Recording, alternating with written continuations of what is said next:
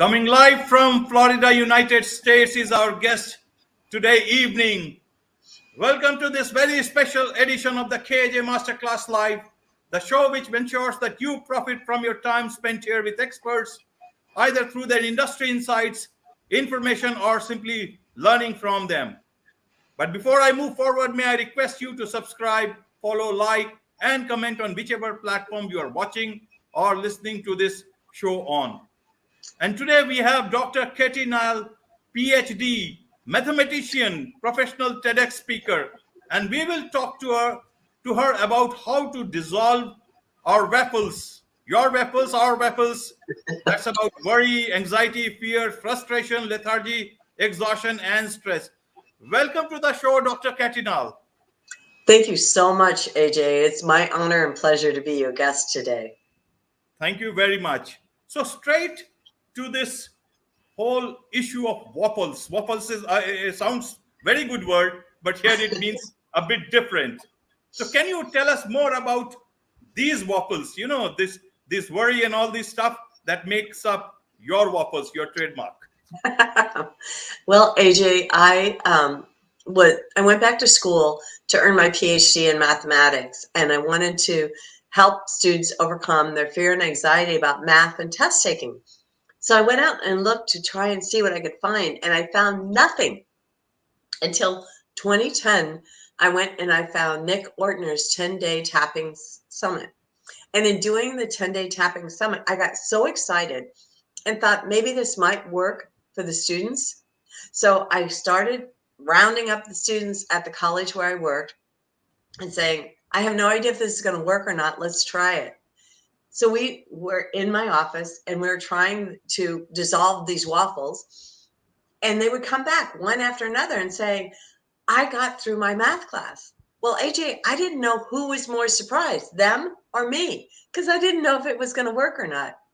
Once I saw that this process could work, I got so excited. I went back and I got training in level 1, level 2, level 3, trauma, quantum, and now a trainer, so I can train others in how to dissolve their WAFFLES. But the problem was I would go to complete strangers in the street and take them by the shoulders and say, I know you've got a problem. I know you have stress. I can help you. Well, they were scared. Yeah, obviously. Yeah. And so I thought, well, I can't introduce people to this new technique that way. I'll just start talking about it. So I'd go up to people and say, let me tell you about emotional freedom technique and how wonderful it is. I can tell you how to reduce your stress by tapping. Well, everybody wanted me to teach them tap dancing. I'm like, I don't know how to dance. So I was trying to figure out a way that I could explain this process to people in a way that they would want to know more. And I thought, how do I help them overcome their worries, their anxiety, their fear? And I went, wait a minute, this is getting close to spelling WAFFLES. So now I tell people that I show them how to dissolve their WAFFLES. And then I introduce them to emotional freedom technique, tapping. And that seems to kind of be a great way to introduce people to this very exciting technique. Right. We will come to your technique, Dr. Katie Nall. But first of all, tell me about how exactly one can know that they are suffering from such a problem. Why is there so much of stress? Though we know it, but I wanted to hear from you. And how does one know, different things? They are suffering from worry, anxiety, fear, frustration, lethargy, exhaustion, and stress. Everything, all are these different words, and everything must be having different symptoms. Can you tell us in detail so that people always do not resort to self-treatment and rather go and seek help? That is why all these details are necessary for our audience, and I guess it's a global audience too. So a lot of people will benefit from that. That's a great question, AJ. And I have a confession to make. So I hope nobody's listening to this part. I don't take a shower or a bath every day. And when we were in lockdown, there were days where there were more days that I was dirty than when I was clean. And it was actually when my husband would look at me and say, "Are you planning on taking a shower this week?" So sometimes when it's not convenient, I don't wash up. I think, oh, I'm not outside. I'm not getting dirty. I don't see the dirt. I can't smell it. It's not awful. But then other people can tell me and they're like, "Oh, you really need to take a shower now." Well, sometimes our stress is the same way, AJ. Every day we have things that kind of cause us to feel worried, anxious, fearful, frustrated, lethargic, exhausted, and stressed. But we may not know it if we are not practicing stress reduction every day. And in fact, it's kind of like that part about not taking a shower when somebody else has to notice. Somebody may say to me, "Why are you feeling so angry today?" Or "How come you're so short with me?" Or why did you bite my head off, when I just asked you a question? And I don't even realize that I'm stressed. And it's because I haven't taken my stress shower every day. Okay. So what happens is we get stress every day. We get worried, anxiety, fear, frustration, lethargy, exhaustion, and stress every day. And if we don't do something about it every day, it builds and builds and builds until somebody else says something. So what causes stress? Anything that causes us discomfort. So it may be somebody pushing you or accidentally nudging you in a store. It could be while you're driving and somebody pulls out in front of you. It could be a friend or a relative who says something sharp that they're having a bad day, but when they talk to you, you kind of reel back and say, "What is that?" A lot of people are worried about money with inflation. A lot of people are worried about the state of the world, the earth right now. A lot of people are worried about politics. There's so many things that people are worried about, and they are worrying about things that they cannot control right now. And it's when you focus on the things that you can't control that your worry and your stress level just keeps going up and up and up. So what we can talk about is how to reduce the stress level so that you can think clearly. When we are under stress, AJ, in our body, our cortisol levels go up, our adrenal levels go up, and our immune system goes down. So acknowledging that we have stress and working to reduce it is going to improve our physical health as well. That's a great way, doctor. You have explained about, about taking shower. You may not know it. You may feel great, but others may not. And that's about all these other factors that you have mentioned about worry, anxiety, fear, frustration. Anybody else can see it. You may not be able to see it. And that's where the mismatch happens. You feel all right, you feel great. And especially I understand in on working places, if you are the top dog, nobody is able to tell you, but they can read you, they can see you, and it impacts everybody. At home Right. also, yes, at home also it can be the same thing. If it's like if people are not able to tell you the difference. Now let us break it, Dr. Katie here. First is, how does one know what is worry, anxiety, fear? How do you differentiate that? You can differentiate it because the treatment, the level of uh, level of intensity that you need to deal with each of them will be different. A worry is a worry, but how do one differentiate that a worry is turning into anxiety, a fear is leading to anxiety, or is it a hereditary problem and it is genetics, part of genetics, that different things impact people differently, and they react to things differently? It's the same. I have seen it a lot around me. Worry, some people are over worrying, but I may not feel the same level, and that is where the mismatch happens. So please, for our sake, for the audience sake, to as simplified as possible. That's a great question, AJ. A lot of people say worry is thinking about things that may or may not happen in the future, and you're concerned about all the different things that could go wrong. Anxiety is having that feeling about what's coming up, and it's usually something internally where they're feeling anxious.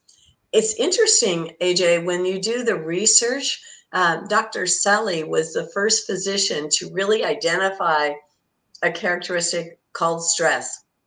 And what he found is that it's when your adrenal levels go up, your cortisol levels goes up, and your immune system goes down. And he found that this is true regardless of any other diagnosis that you'd have.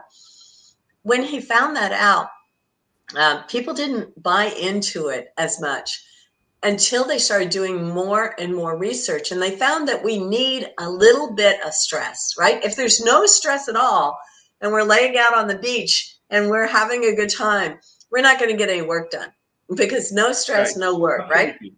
So we need a little bit of stress to motivate us. We need something to get us started, to get us going. But we reach a certain amount of stress. And then when we reach too much stress, we come at the point where we can no longer do our work. And so then we start declining. And I know during the pandemic, when we were in lockdown and there was so much uncertainty, that's when I wanted to go into a corner and pull a blanket over my head. It was just too much, right? Right. A lot of Right. people say that there's three things that cause stress. One is uncertainty, lack of information, and loss of control. And if you think about our world right now, what do you see? A lot of people feel like they don't have enough information, even though with the internet is available to us, they don't know who to believe. A lack of control. There's so many things that we want to do, and people are feeling like there's no control of everything, and so much uncertainty. When you look at those three things and you identify them, that can really be triggers for stress. Now, you mentioned, AJ, that different people handle stress differently, and that's true. And it's all based on our life experience. A great example they give is that if the building I'm in right now catches fire, I would know what to do. I'd get out of the building and I would call, in America, it's 911. I'd call 911 for the fire engines to come and put the fire out. And if I was 15 years old, I'd probably know what to do. If I was 10 years old, I might know what to do. If I was 5 years old, I'm not sure I'd know what to do. But what if I was 5 months old and I was just an infant laying on the floor here and the building started catching fire? I wouldn't have any idea what to do. And the amygdala part of my brain, the little part of my brain that's working to keep me safe, is going to absorb everything that's going on when I'm feeling unsafe. And let's say that there was a red trash can in the corner, a red waste bin in the corner on that day where I was laying on the floor and the building caught fire. My amygdala is going to remember that. And later on, as an adult, where I now have prefrontal cortex information on how to deal with things, I walk into a room and there's a red waste bin, a red trash can in the corner. My amygdala is going to go off and say, danger, danger, danger, danger. And I won't know why, because I can't remember being 5 months old and seeing a red trash can in the corner. Right. And so that, but my prefrontal cortex is like, I don't know why I don't feel safe here. So have you ever been in that situation where you go into a room and it's like, I don't feel safe here? Or you meet somebody and you go, this doesn't feel right. And that's your amygdala trying to protect you, because there's something about that person, there's something about that room that reminds you about a time when you personally were in danger. And you may be the only one in that room who feels waffles, who feels the worry, the anxiety, the fear, frustration, lethargy, exhaustion, or stress, because it's something that happened to you personally. So our amygdala has a storage of all of these things that is trying to keep track of to keep us safe. And what tapping or emotional freedom technique does is it relieves the amygdala and says, you know, when I was 5 months old, I'm so glad that you kept me safe, but now I have skills that I've learned from before, from when I was 5 months old, that will keep me safe. So thank you for keeping me safe. And now you don't have to worry about it. Does that make more sense? Yes, yes, absolutely. So, Dr. Katie, can you tell us which are the age groups? Can we divide, waffles by age group, or is it prevalent across in the same numbers across all age groups? Or is there a Um, particular age group which they call midlife crisis or something like that? Is it more prevalent then? Just break it down for us, please. my clients have been from newborn to people my age and older. Uh, the younger the client, the faster it works because they don't have as much to undo. One of Okay. my granddaughters was, she was just a few months old, and everybody had come to the house. There was a lot of commotion. There was a lot going on, and it was just too much for her. She was so hyper, and she couldn't eat. She couldn't sleep. She couldn't even cry. All she could do is scream because she was just, it was too much. It was just too much. So I Okay. asked her parents, my son and his wife, I said, is it okay if I tap on her? She was on her grandmother's shoulder, and her other grandmother was trying to soothe her, and nothing would help. So I started tapping on her little head just to kind of get her soothed down. And I didn't even get all the way through the tapping, and she was out like that. So I have worked with young children, I've worked with students, I've worked with adults, and it always works. It just matters how much time it takes to get to the core issue and resolve it.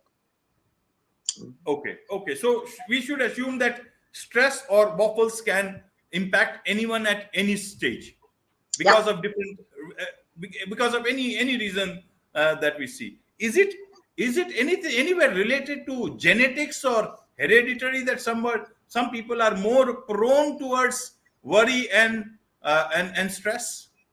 AJ, that's a good point. And I don't know if it's genetics and DNA as much as it is family history. Some families have had horrific trauma.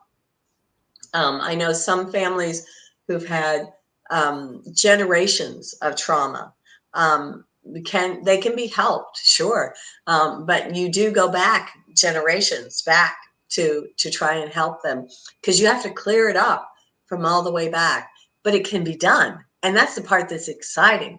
Is that it's not so much our DNA as much as it has been emotional experiences that people have gone through, right? Mhm. Okay, we'll come to that, experiment, the tapping part, because that's very useful. People will should know about it.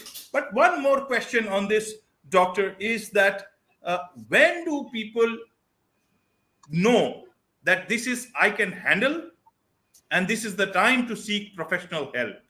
Come to you. Unfortunately, people wait too long. Using the shower analogy, they wait until they're crusted with dirt Right. Yeah, before they, right? but They, but what happens if you are living all alone in your apartment? yeah. Well, and it's when they feel so hopeless. They feel so outcast.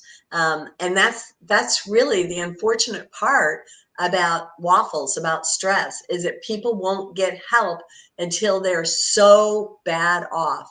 And I think it's our culture, it's our humanity that we don't encourage people to um, shower their emotions every day, to clean them. And we need to encourage one another. And just like you mentioned, AJ, that if people are living alone, it's our responsibility for those of us who don't live alone to reach out to those who seem like everything's okay and check in on them every now and then and say, hey, how are you doing? Let's get together. Let's make find out how you're doing. Let's see what's happening. Mhm.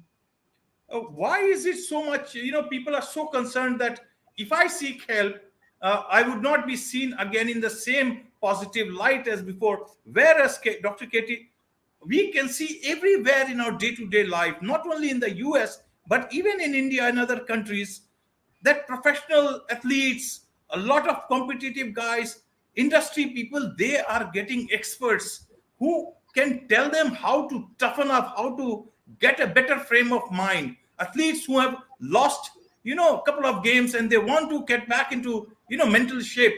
When we read about it on the papers and how they have gone and defeated their own fears and won again.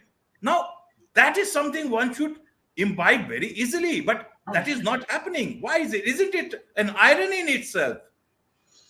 I think, AJ, that that as a human, we like to feel like we can do anything, we can fix anything, right? And we don't understand that as humans, we need other humans, and we need to ask for help. In so many of our cultures, we feel like asking for help is a sign of weakness, when really asking for help is a sign of strength. Absolutely. If you have to be very strong to ask for help, right? Absolutely. And Absolutely. yeah, and we don't teach that. We don't. When we look at like the superheroes and the people we admire them for their personal strength. They may not tell that story that, hey, I had a lot of help. I mean, right now, AJ, I'm pretty successful in my life. I have a husband who loves me and whom I love. I have 3 grown children who still talk to me. I have 5 adorable granddaughters, but I've had a lot of help along the way. And if I hadn't had that help, I wouldn't be as happy as I am now. So it's hard to reach out, to ask for help. And but it's strong. You are so very strong when you ask for help. Yes, yes, I could absolutely see it, ma'am, because twice I had to reboot my laptop, and you were as cool as a cucumber. Nothing was happening, and you knew that things will sort out, and this won't be a no show. It will be a show for sure, because we have Yeah. been waiting for this interview for quite long. Now that I could see very clearly, I can tell you for sure. With several other people, it may not have been the same case. Means and a host going off air, rebooting twice, and somebody will think maybe it's not going to happen, and that reflects from the way, from your demeanor, the way you are dealing with all these day-to-day small shocks in your life, so-called shocks. Some people may find nothing. It's and some people may find that it's a big deal. So Yeah. I do get what you mean. But one question I've got from Shweta, one of our viewers, is that how to deal and convince someone, especially a family member or a close friend, to seek help. How do we do that? When do we know all things are going out of hand and now we got to push it? It's very painful to watch when other family members need help, and we know that they need help. And this advice is going to sound strange, but I strongly encourage the person who can see that other families need help, other family members need help, to first get help themselves. Because as you can help yourself, you can then, first of all, you can monitor the way you're feeling about the family member who you probably love and you're concerned about, but you can manage your own emotions about that. And then you can go to the family member and say, I was concerned about you, and so I got help. And this is what happened to me. And then all we can do is hope that the family member would say, tell me more, and then get help themselves. One of the most frustrating things there are in life, AJ, is that not being able to help those we love. I know I used to say, I as a get it. parent, as a parent, it's really hard to watch my children make mistakes. I'm like, oh no, this is going to be terrible. But I know that people have to learn from their mistakes, and that people have their own free will, that they can choose to make as many mistakes as they can want to, and that my only responsibility is to love them.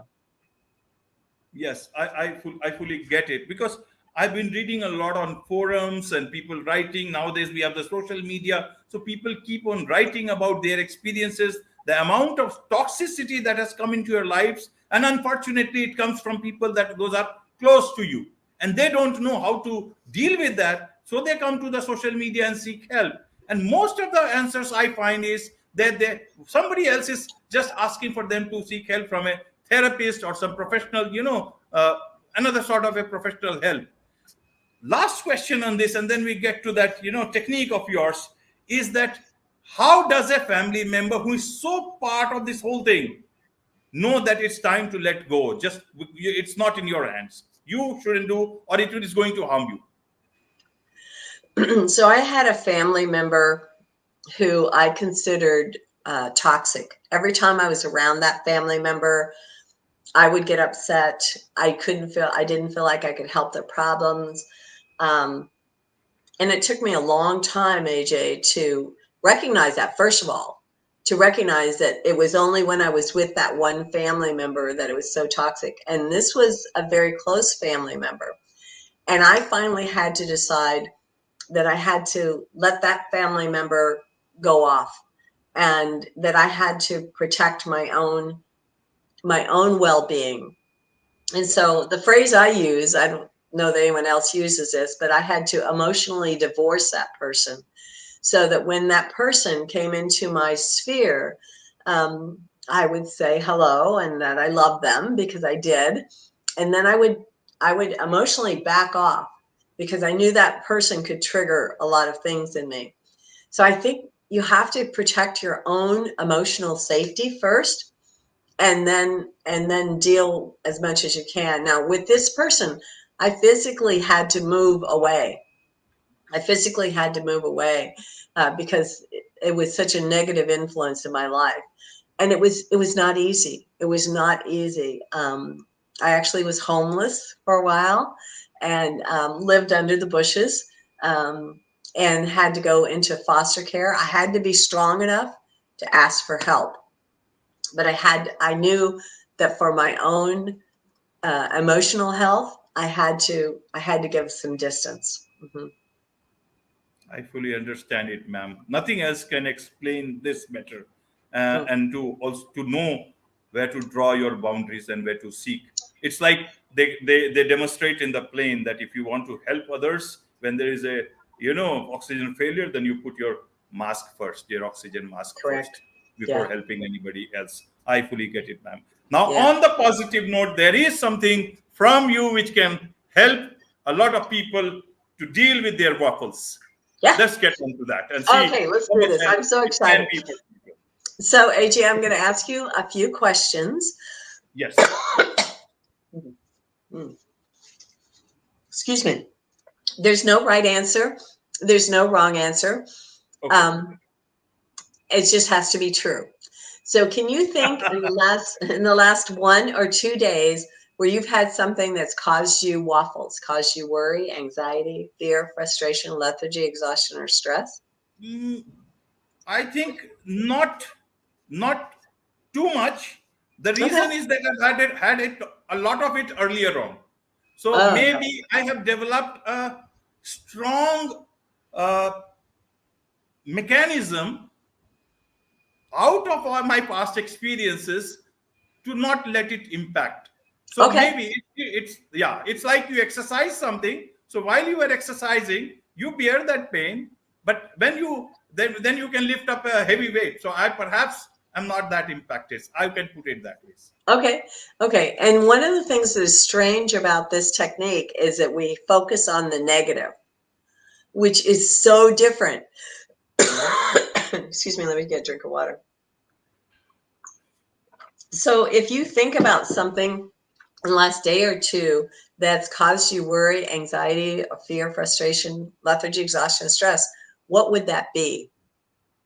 I would say there is a lot of uncertainty about COVID still, at least from my point of view. A lot of people are moving out, but I haven't got a very clear indication as to whether COVID is around or it's like where. So that's a lot of uncertainty, and sometimes you are not able to fully decide. That can impact my Okay. thinking process, my decision making process. And when you think about that uncertainty, AJ, from the top of your head to the bottom of your toes, where do you feel the uncertainty in your body? Mm, it's difficult to say. Maybe it adds here because you think about it's impacting all aspects of your life. Your financial life, your personal life. You want to go out a bit more. You don't want to wear mask. That also is a problem sometimes. And if you wear a mask, you don't know whether others are following it. So even if it is like, to take care of yourself, you still have to worry about others, way of dealing it, because it impacts you. Right. So when you think about the masks and the uncertainty, what do you call this, your head? Your head? Is Yes, that where yes. you feel the No, uncertainty in your no, head? I don't hold it, but perhaps at the end of the day, with all this heat in Delhi at the moment, and perhaps with an extra bit of thinking, you certainly need some sort of, pressure on your head to make it feel better. Okay. And from 0 to 10, where 0 is like, oh, it's no big deal, it's going to pass, and 10 is the most uncertain you've ever felt in your life, where would you call, how much uncertainty do you think you would have?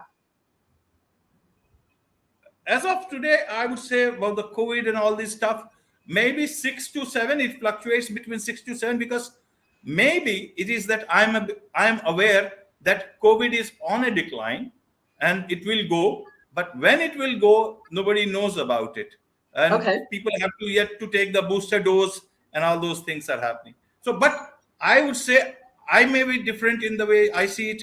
My wife may see it differently, and somebody else may see it differently. Like several of my friends don't find that COVID exists anymore. So, So, but yes, it does impact. okay. And is this a true statement? Right here, right now, I feel safe. I Is feel it safe because, yes, I do. I do because I made those efforts to make myself safe. good? Okay. So now we'll start the tapping. And you start on have your hand, your palm facing your hand, and between your wrist and your little fingers, start tapping right there. Okay. Between my wrist and my little finger. Okay, okay. Like Okay. this? Yeah. You can use all Okay. 4 fingers of your other hand. Yeah. And down below your little finger on the fleshy part of your side of your hand. And Okay. then repeat after me and say, even though Even though I feel so much uncertainty I feel so much uncertainty in my head, in my head, right here, right now, I feel safe. right here, right now, I feel safe. Even though Even though in my head there's uncertainty. in my head there is uncertainty. When I think about COVID, When I think about COVID, right here, right now, I feel safe. right here, right now, I feel safe. And then last time, even though Even though I don't know about COVID I have known about COVID, and I feel this uncertainty in my head, I feel there is uncertainty in my head. right here, right now, I feel safe. Right here, right now, I feel safe. And then on the top of your head, and you can use one hand or the other or both, and tap on the top of your head and say, this uncertainty in my head. This uncertainty in my head. And then above your nose, right on the edge of your eyebrow, and again, you can use one hand or the other or both, on the edge of your eyebrow, and say, this uncertainty in my head. This uncertainty in my head. And then on the temple, between your eye line, edge of your eye and your hairline, this Okay. uncertainty in my head. There is uncertainty in my head. And then under your eyes, this uncertainty in my head. This uncertainty in my head. And then under your nose, this uncertainty in my head. This uncertainty in my head. And then under your lips, this uncertainty in my head. This uncertainty in my head. And then cross your wrist and go on your collarbone and tap on your collarbone and say, this uncertainty in my head. This uncertainty in my head. And then the last spot is right on your ribs. So you tap your ribs and say, this uncertainty in my head. This uncertainty in my head. Now blow your air out like a cartoon character. It goes like this. Okay. I don't know how to. Yeah, I got it. Maybe. Okay. Yeah. So when you Okay. think about your uncertainty about COVID now, from 0 to 10, how intense does it feel now? Quite light means I must tell you, and I'm not telling you because it's a show, because it doesn't matter. we are talking about some real stuff, important stuff. So I don't have to say yes, but I do feel very light. And actually, while tapping, it felt like a lot of heaviness was getting out of my body. I'll tell you what, Indian technique, we have got yoga and a lot of things are there, but I'll tell you those things, the way we do it is different. But this is quite a simple way we can always follow. And this is Yeah. quite good. Means Yeah. you know which points to press. So this is like tapping, you are doing it. It's impacting. It's good. Yeah. It's good. Yeah. Yeah. It's very easy. And if you do it, there are some schools that do this for 6 minutes a day, every day. The students, the faculty, the staff, the custodians, everybody. And they found that when they do it, the test scores go up, the discipline problems go down. And I'm sorry, somebody's walking in my yard and I just saw it. And even the special education kids have found that they're doing better. Mhm. Right, right.